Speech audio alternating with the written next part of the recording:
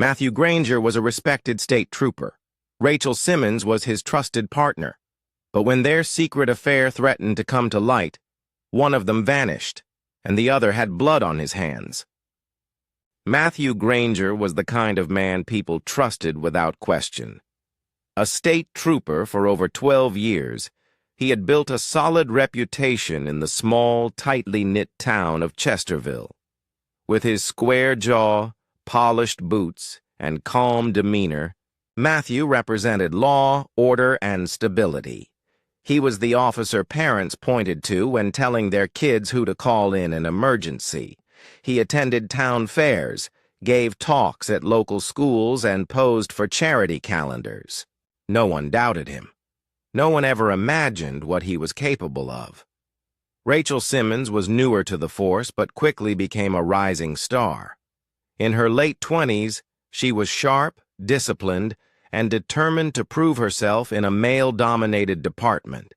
Rachel had transferred from a neighboring district, eager to settle into a quieter life while still pursuing her passion for public service. Her friendly attitude and confidence made her well-liked by the community, and she formed an easy camaraderie with her fellow officers. But behind the smiles and professionalism, Rachel was caught in a dangerous web she never saw coming. It began with long shifts. State troopers in Chesterville often worked in pairs, covering remote stretches of highway and responding to late-night calls. Matthew and Rachel were often partnered together, their names appearing side by side on the duty roster more frequently than anyone noticed. They shared stories during patrols, joked between calls, and bonded over the stresses of the job. For Matthew, it was an escape. At home, he had a wife, Linda, and 2 children. His marriage had grown cold, his life repetitive. Rachel offered something new, something thrilling. What started as harmless conversation turned into subtle glances, quiet moments, and then something far more serious. Their affair developed in the shadows, carefully hidden from co-workers, friends, and family. They used burner phones, met in motels 2 towns over, and coordinated shifts so they could steal hours together without raising suspicion. They were meticulous. Matthew knew what was at stake. Rachel did too. But once they crossed the line, neither seemed able to stop. As the months passed, the secrecy took a toll. Rachel began to struggle with guilt. She hadn't meant for things to go this far. Matthew had promised to leave his wife, but those promises remained empty. She started pulling away, hinting at ending things, but Matthew always pulled her back in. He reminded her of everything they had to lose, everything they'd risked. To him, their affair wasn't just a mistake. It was something he believed he deserved. Behind their uniforms, behind the badge and honor, 2 people were spiraling into something dangerous. They returned to their families and colleagues with forced smiles, all while hiding a fire that was quickly burning out of control. What neither of them knew was how close they were to the edge, and that once they crossed it, there would be no way back. The quiet streets of Chesterville had no idea that beneath their peaceful surface, a deadly secret had already taken root. The silence between them had grown longer, heavier. Rachel Simmons was changing. Once warm and flirtatious, she had become distant, distracted, and quick to avoid unnecessary interaction with Matthew. She no longer lingered after shifts or sent late-night messages. Her body language shifted, arms crossed, eyes averted, voice clipped. Matthew noticed every detail. He had memorized her patterns. Now all those patterns were breaking, and it unnerved him. Rachel's guilt had reached a breaking point. Her husband, Tom, had become more attentive lately, sensing something off. Rachel couldn't look at him without feeling a deep sting of shame. She had convinced herself for months that what she had with Matthew was love, or at least something, real. But the truth was hard to ignore. It was an affair, a betrayal, a threat to everything she had built, personally and professionally. And so, she began to pull away, slowly but firmly. She was preparing herself to confess to Tom and take the consequences, no matter how painful. She wanted to start over, even if it meant burning her entire life down. But Matthew couldn't afford that. He had too much to lose.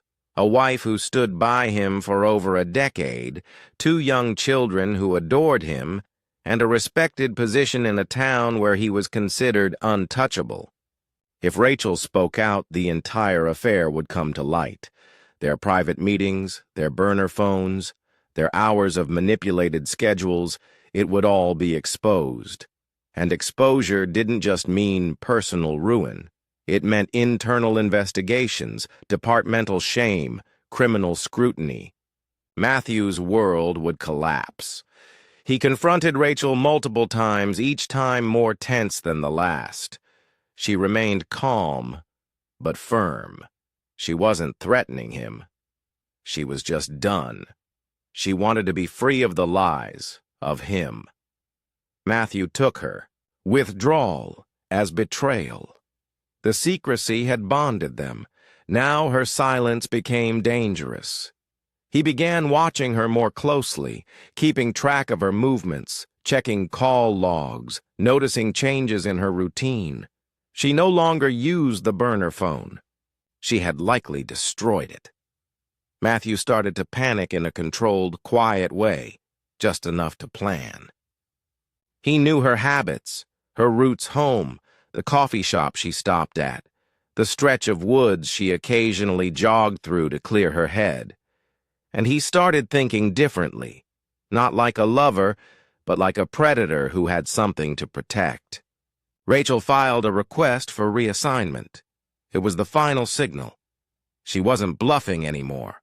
She was going to walk away from him, from the affair, and maybe even from the secret they had buried for a year. Matthew understood the consequences of that letter. If she transferred, questions would follow. If she confessed, he would lose everything.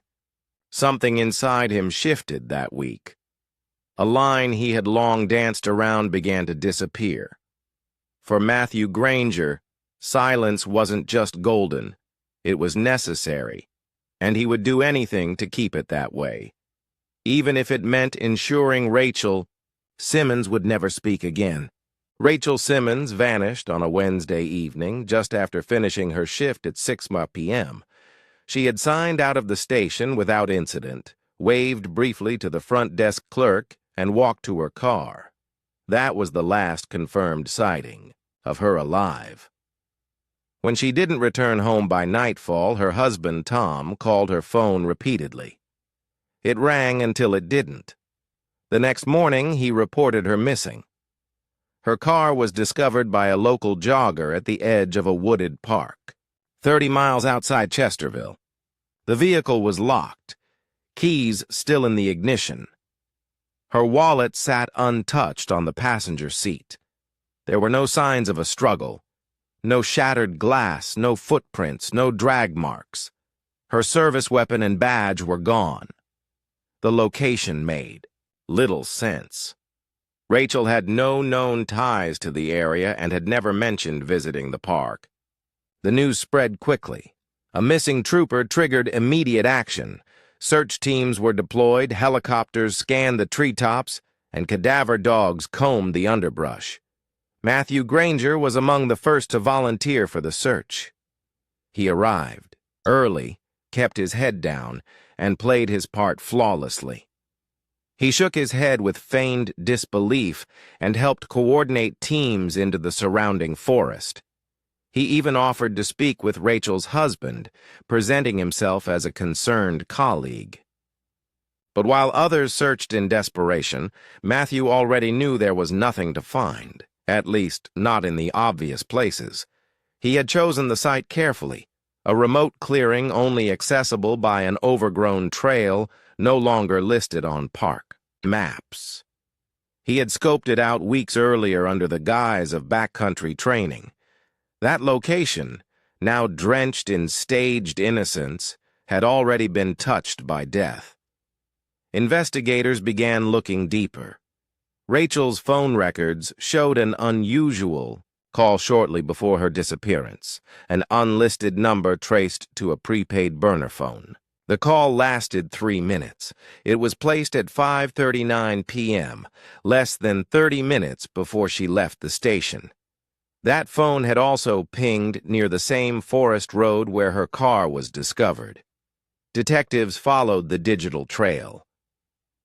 Surveillance. Footage from a gas station on the highway showed a man purchasing that burner phone weeks prior. Though the image was blurry, it resembled Matthew Granger. The clerk didn't remember him specifically, but the man had paid in cash and worn a trooper's jacket. The growing pieces of evidence didn't yet scream murder, but they whispered something deeply wrong. Rachel's reassignment request was found in her work locker, sealed, unsigned, but written clearly in her hand. The draft outlined her intention to leave Chesterville and cited personal complications. It had been dated just 2 days before she disappeared. Internally, the department grew uneasy.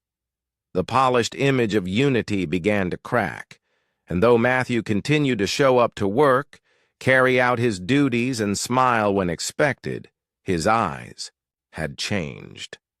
They no longer scanned the world for danger. They scanned it for suspicion, for weaknesses, for anything that could unravel the lie he had buried, just like Rachel. 4 days after Rachel Simmons disappeared, a hiker made a grim discovery deep in the wooded stretch of land where her abandoned car had been found. The man had wandered off trail and noticed disturbed earth near a collapsed shed, half hidden beneath fallen branches and overgrown weeds. A foul odor hung in the warm spring air. He called 911, investigators arrived quickly and cordoned off the area. Beneath the shallow grave was Rachel's body, hastily buried and partially wrapped in a plastic tarp. She had been shot twice in the chest at close range. There were no signs of a struggle, no defensive wounds. Her face was bruised but intact. Her badge was missing. So was her service weapon. The condition of the grave and the poor attempt to conceal her body made one thing clear. It was not the work of a seasoned killer. It was desperate. Forensics recovered boot prints near the gravesite. The tread was consistent with the standard-issue footwear worn by state troopers.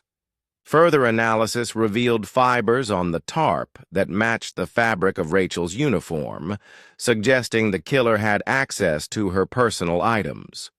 Police combed through surveillance footage from the area, finally pulling a brief clip showing a black state trooper SUV driving along the dirt access road late in the evening on the night Rachel went missing. No troopers were assigned to patrol that area at that time. The black SUV belonged to Matthew Granger.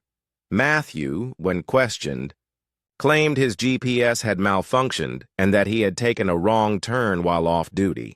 He said he was heading home after dropping off paperwork at a nearby station.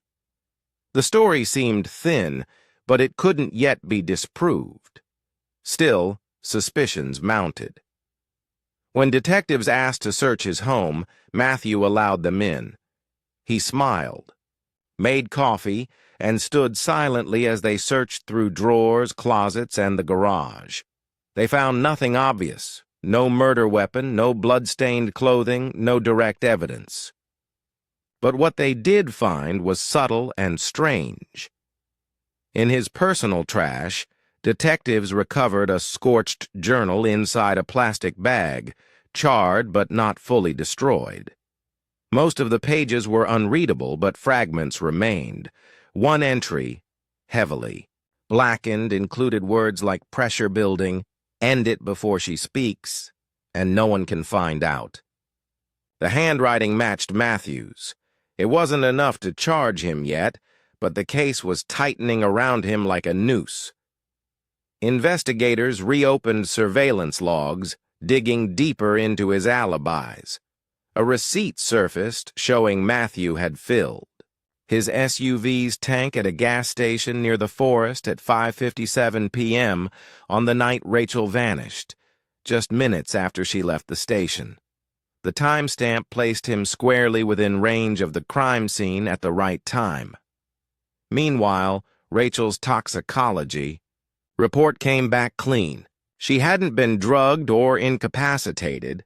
She had willingly met someone she trusted, someone she didn't expect would kill her. The truth was assembling itself piece by piece, and each one pointed to the man who had once sworn to protect her. The arrest came quietly, without spectacle, just before dawn. Matthew Granger was taken from his home while his family slept. He didn't resist. He didn't ask questions. He simply stood in the doorway in his t-shirt and jeans, staring blankly, as officers read him his rights. In the back of the squad car, he remained silent, offering no emotion, no denial, no apology. The man who once symbolized duty and integrity now sat behind reinforced glass, shackled and exposed. The evidence had finally reached a tipping point. The GPS logs from his vehicle contradicted his statements. The bullet casings found at the scene matched a personal off-duty firearm registered to him. Gunshot residue was discovered on an old pair of gloves tucked in his garage tool cabinet. More damning still, the charred remains of the burner phone he once used to contact Rachel had been found buried beneath soil in his backyard garden, hidden beneath a layer of fresh mulch. When reconstructed, forensic experts were able to pull the device's last known number dialed, Rachel's personal phone. During interrogation, Matthew remained mostly stoic, offering little explanation. He claimed he had met Rachel that night to talk, and things got out of control. He insisted it wasn't planned, that it was a heat-of-the-moment act. Investigators didn't believe him. Too many steps had been taken to clean up, to hide, to lie. This wasn't a spontaneous loss of control. It was calculated silence, executed by someone who understood law enforcement procedure and knew exactly how to work around it. The trial drew national attention. A state trooper accused of murdering his female colleague to cover up an affair was explosive enough, but the betrayal, the planning, the cold aftermath made it worse. Prosecutors painted Matthew as a man whose obsession and fear of exposure turned him into a killer. The defense attempted to sway the jury with claims of emotional instability, work-related stress, and a relationship spiraling into chaos. But the facts were too strong, and the motive too clear. Rachel Simmons had trusted Matthew, even as she tried to walk away. She had hoped to escape with her life and dignity intact, not realizing the danger she was in until it was too late. Her husband, Tom, sat through every day of the trial, unmoving, holding her wedding ring in his hand. Her parents, shattered, listened to every detail of her final moments, the betrayal, the cover-up. After 3 weeks, the verdict was unanimous: guilty of first-degree murder. Matthew Granger was sentenced to life in prison without the possibility of parole. The courtroom remained silent as the sentence was read. He didn't flinch. He didn't cry. He simply nodded, as if acknowledging that his life was now over, too. Chesterville would never be the same. The uniform that once demanded respect now served as a reminder of deceit and loss. Rachel Simmons was honored with a memorial outside the station, her badge number retired, her name engraved in stone, and in the quiet town she served, people still asked how a man who promised to protect could become the one to destroy.